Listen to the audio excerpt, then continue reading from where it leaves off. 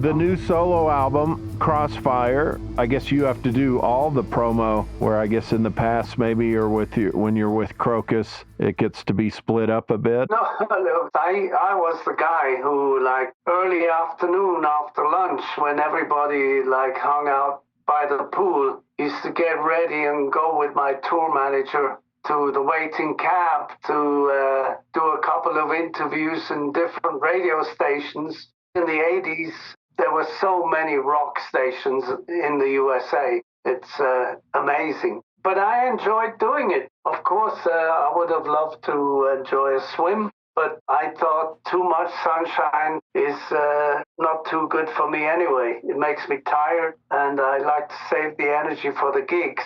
Do you speak English better than them? As well. Me coming from a little island in the Mediterranean that used to be in a colony of Great Britain almost 200 years. And we went through the whole thing, including Second World War was the most bombed place during the Second World War, you know. But yeah, I grew up speaking English. My mother is a Crockford, so her dad was English.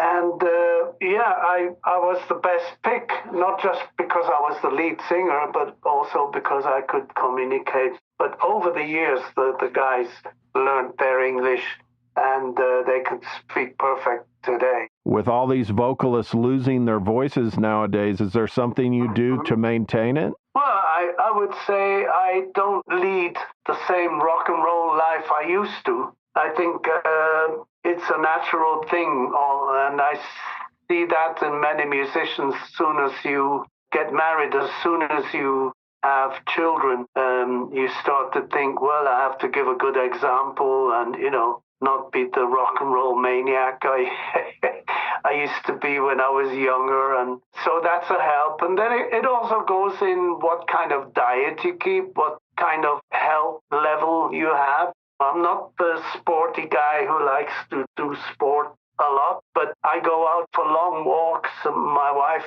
joins me and we go through we got woods right 100 meters away from the house, and we go walking and so on. And I like doing different kinds of exercises, you know, stretch and so on. But so I'm not really a fanatic, but I kind of, I don't know, maybe it's my metabolism or I'm not a big guy physically, but I'm quite muscly, but I don't do weights. I don't do the gym and stuff. So I don't know. I must be doing something right. And no vocal exercises? Oh, not much. I start, like, we got a gig coming up on the 8th of December, and I haven't done much in that direction, except I've been talking a lot, doing loads of interviews now, which isn't exactly good for the singing voice.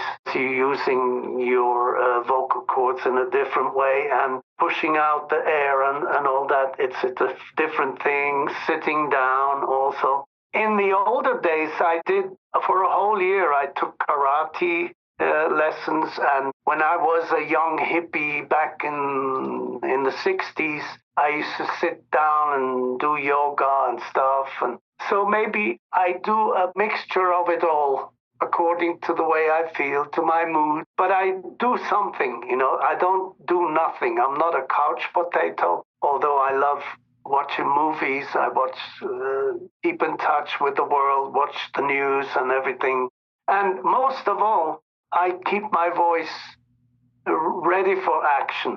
I don't sing all the time, but when I know I'm going to sing, I've got a gig coming up, then I start maybe 2 weeks, sometimes only a week before, finding out where my vocal cords are and if my lung power, physical power, is still here.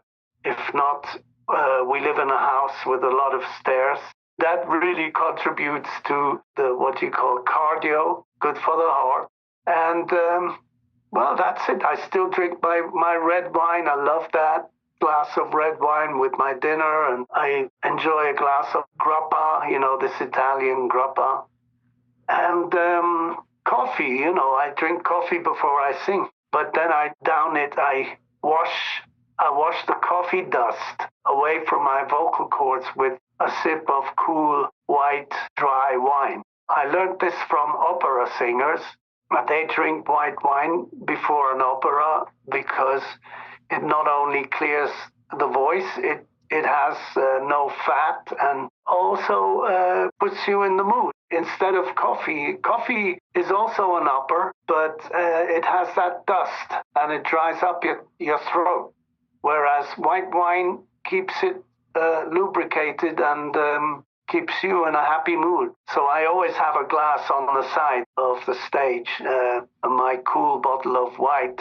Whereas with food and stuff, I prefer the red.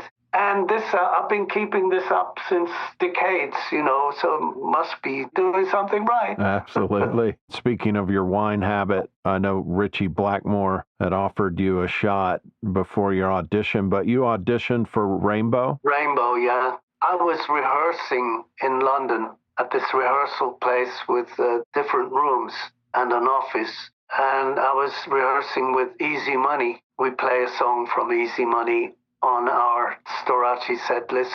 So the guy who owns the place came in and took me on the side. Can you come to the office? I need to talk to you. Yeah. And there was this guy, Bob Adcock. I remember the name well. Waiting there, and he said, "Hey, I'm Bob, blah blah blah blah blah blah, Rainbow, blah blah blah blah, Blackmore. Would you like to give it a try?" I said, "Yeah, okay, great." And I didn't tell the band. I flew over for the weekend, and I didn't even have time to learn anything Rainbow-wise. I was just a fan who listened to the songs, but I didn't have the time to memorize lyrics and arrangements and stuff like that. So it was like really a hit and run thing. But it was a nice adventure for me. I got picked up in Geneva by Cozy Powell, who has a racing driver's license, and he drove us to this castle in the south of France. And the way there, he was like really pushing the pedal to the metal. And he said, "It's okay for you, Mark." I said, "It's okay, go ahead. This is how they drive in Malta, where I grew up. So we got there. First guy to come out of the door was Roger Glover. Shake hands. How are you doing? Have a nice journey. Real gentleman, Yeah, I still feel the closest to him. And he actually lives close to me now here in Switzerland.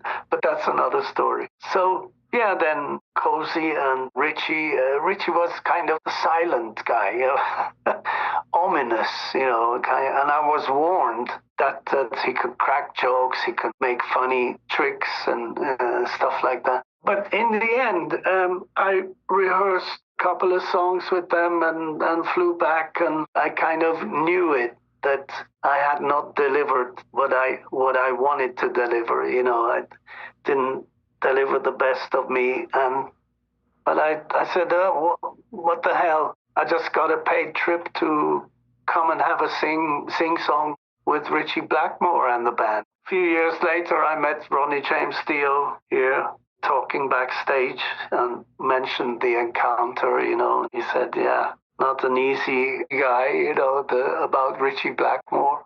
He said, but when I was working with him, I was always self-confident, and I knew what I had to do. And so I said, that's the difference. I went there totally unprepared and didn't deserve it, actually, but it was a nice experience, and life goes on. Metal Rendezvous, that's when you come into the picture. So yeah, my debut album with Krokus.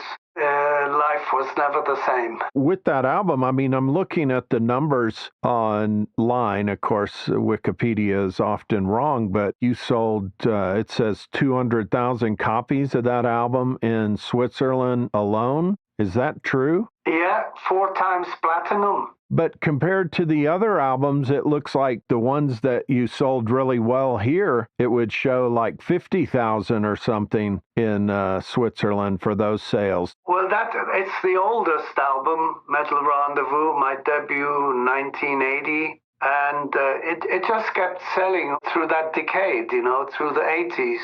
And that's why it reached 4 times platinum. It didn't happen in one day. And later on, we became harder. I think Metal Rendezvous was more commercial and more adapted for Swiss ears back in the 80s. Then we got harder with hardware.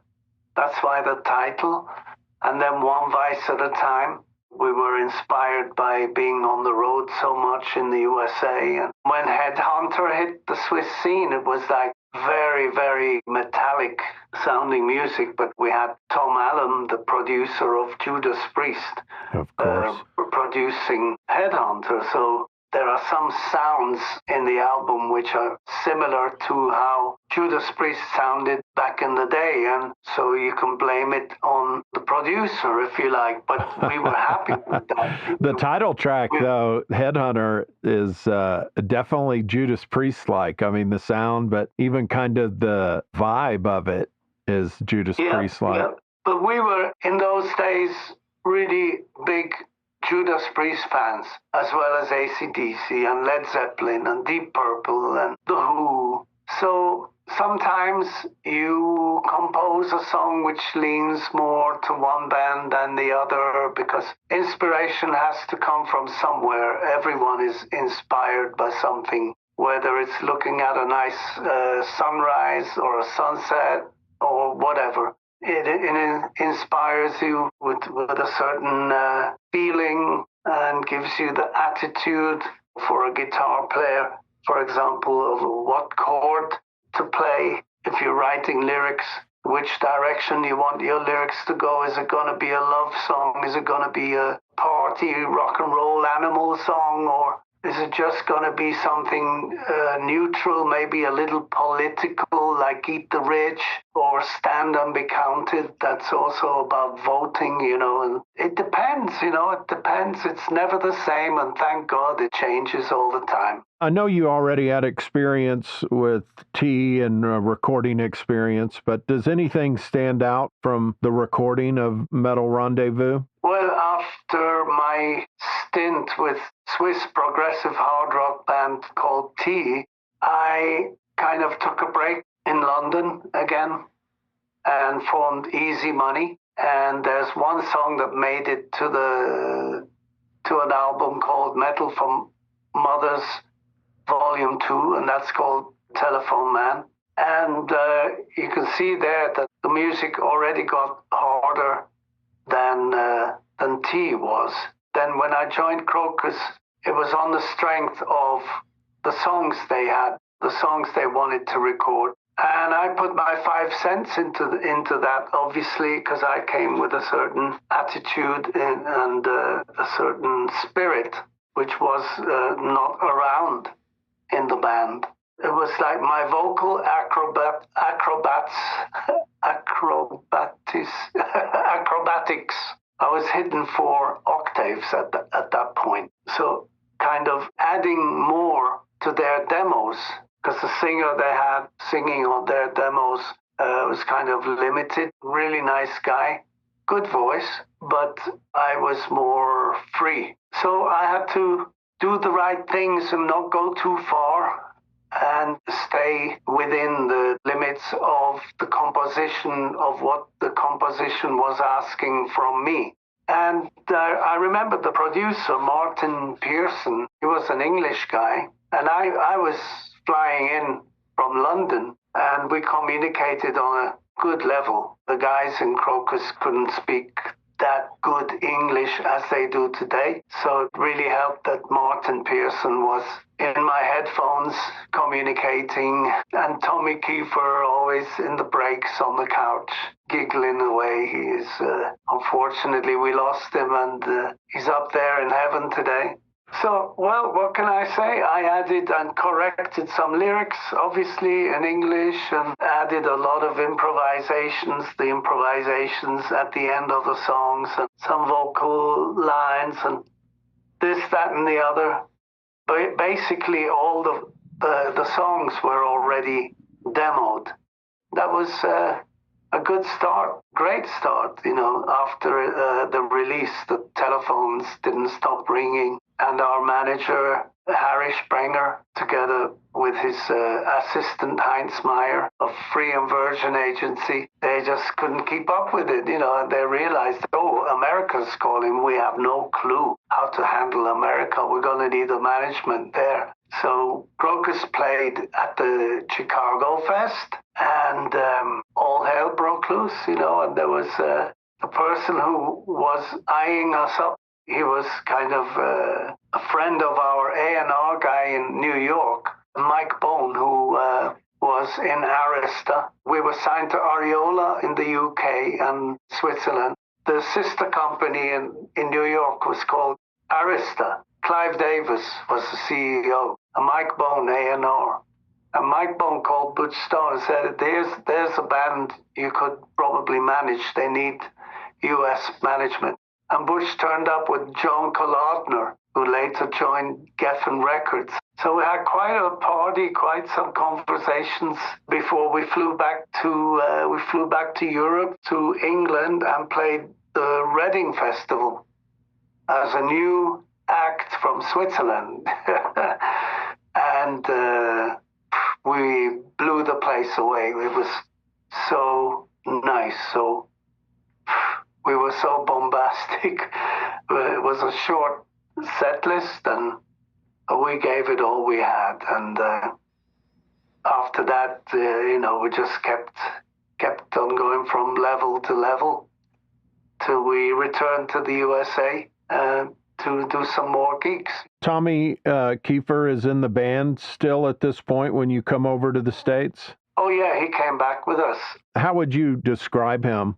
Well, when I joined the band, they already kind of took me to the side and warned me that he's a nice guy, great guitar player, but he's on drugs most of the time or drinking alcohol. You know how it is with people like that. But I found him to be very friendly, a really nice guy. He visited me in London as well. And so I was ready to compromise and be, how can I say, more thoughtful with him. But in the end, he was coming on stage for a sound check with an untuned guitar and falling over his own feet. And the band and management kind of started to think about a replacement. And I said, does it have to be? And said, yeah, well, schedules are going to get tighter and things are going to get tougher. The pace is going to get faster and he won't catch up. And better to do it now and tell him to stay at home, take someone else, than to face it in the middle of a tour when we're not at home. You don't know who to call, and then you're going to be caught with your pants down, so to speak. So that's what we did. We played Reading Festival, and Saxon was headlining, and wow, that show really blew us away. It was really nice to see Saxon with Biff up front, and we've got competition. We can't keep someone who is weakened through his addictions on board.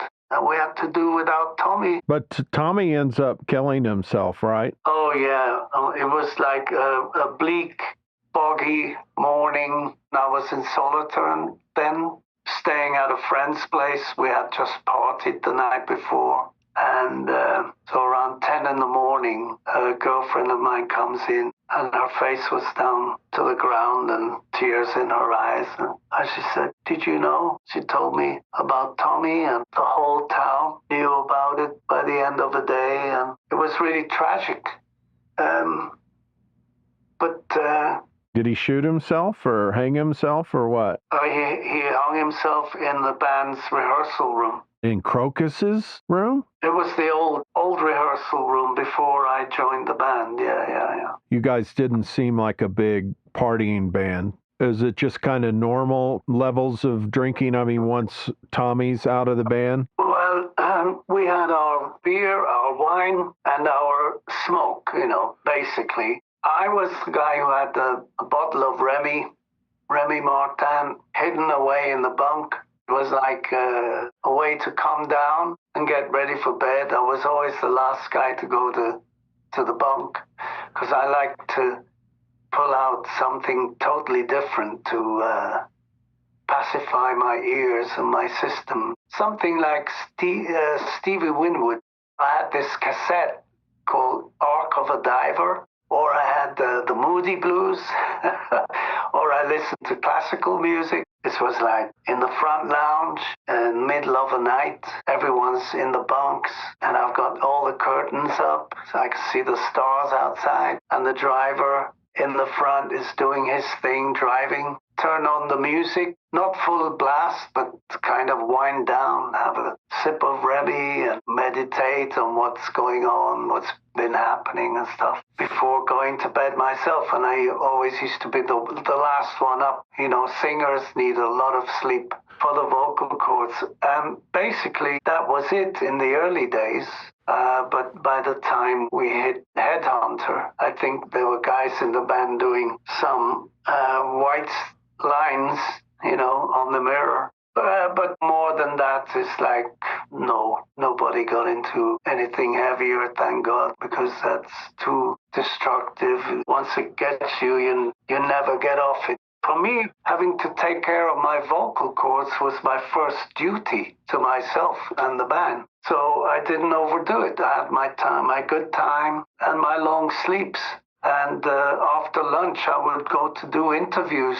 But I enjoyed it. I liked meeting people, drinking a coffee in a radio station and seeing what questions they wanted to ask that day. You know, maybe do 2 or 3 different radio stations before going back to the gig for a sound check, or sometimes doing a sound check first and then going to do an interview. And I got to see the cities that we played in as well, you know, cab ride to the station, see what the city's all about, what the buildings look like, and the man in the street, people in the streets. So, yeah, basically it was, for me, one big adventure. Do you have time for one more question? Okay, one last one to go. Okay. So I wanted to talk, you know, Headhunter and the Blitz and touch on even Tom Werman. And I saw you guys at the Texas Jam as well. But the main question where I'm just like, I've got to ask you, at least this one, is Screaming in the Night is just one of those songs, at least in my mind, where the gods were involved in that creation. And is there anything that kind of stands out in either the recording or the writing of it? Definitely. What always stands out when I think about that song is the atmosphere we had. This huge warehouse and all the equipment there with a drum riser, with a lot of space in there. And that's the Ritchie Blackmore. Sorry, it's my wife reminding me, hurry up on this. So most of the songs you hear either starts with a little riff in someone's bedroom or in a rehearsal place. This place was just an empty warehouse, and it just sounded right. And the sunlight was coming in. The atmosphere, it was like something you should have had on a video. We should have filmed that. And I remember it was so damn hot, like over 40 degrees. But still, I went out and sat on a rock, sunbathing and writing lyrics while the band was going through experimenting with the arrangement and so on. But I remember Mark Kohler, we said, let's go for a ballad. So then everyone takes a sip of his drink or whatever and tinkles around with the sound of whatever. And then Mark started with, can,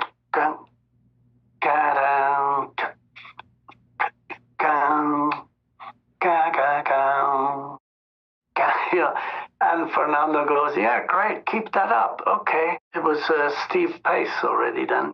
And he got into the doof, the rhythm of doof, doof, doof, da, doof, da.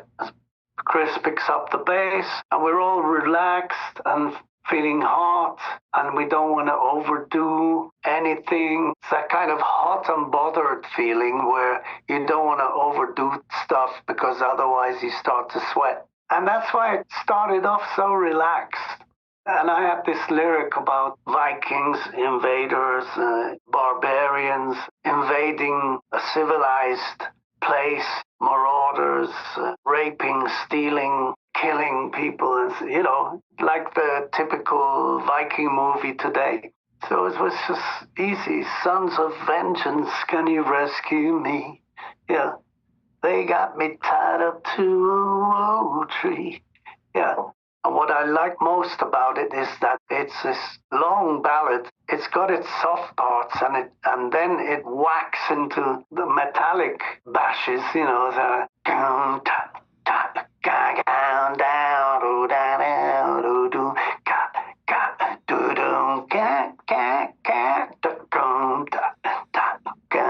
I love that part. And I was really proud of the band. I thought, wow, this is a great idea, guys. And the refrain, actually, the chorus, was more about my wife, because I left her in London, and I'm here on the road screaming in the night doing my job, and I would die for her, and I knew it all along. You know, our love was true. So here I am working with the boys, and that's basically, you know, the screaming in the night is more like I'm screaming in the night, you know. And that's the wife you're still with? That's the one who just chimed in? No. My first wife, my English wife. Well, thank God you didn't die for her, man.